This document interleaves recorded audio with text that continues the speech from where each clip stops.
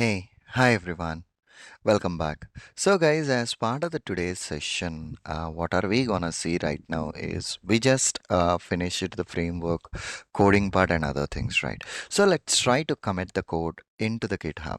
Okay, we have already seen how exactly we can commit the code to the GitHub. The only thing that I'm doing is VCS, share project on a GitHub, and choose the project that you wanna give with the name. And I just wanna create it as a private repo.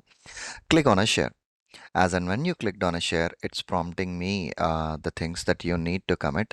And I don't want to commit these reports, guys. As you all know, that reports is just, even though I'm deleting this chunk, I don't want to commit these repos into that particular reports into that particular automation repo.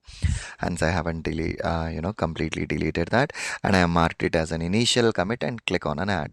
As and when you hit this particular add, it's processing, it's pushing the code, and here, successfully share the project on a GitHub. And if you have a look into that GitHub link, it just pushed the code here. Okay, Selenium Python framework. As we have already added the piece of code earlier, it became easy for us to commit that particular code.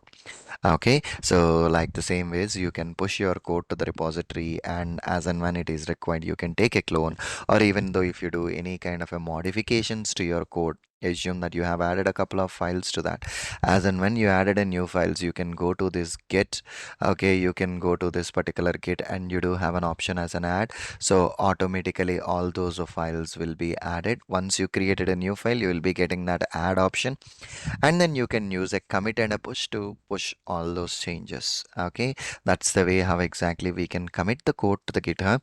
In the next session, we will see how exactly we can execute this chunk from the GitHub. Let's see from the Jenkins. Okay, thank you. Bye bye.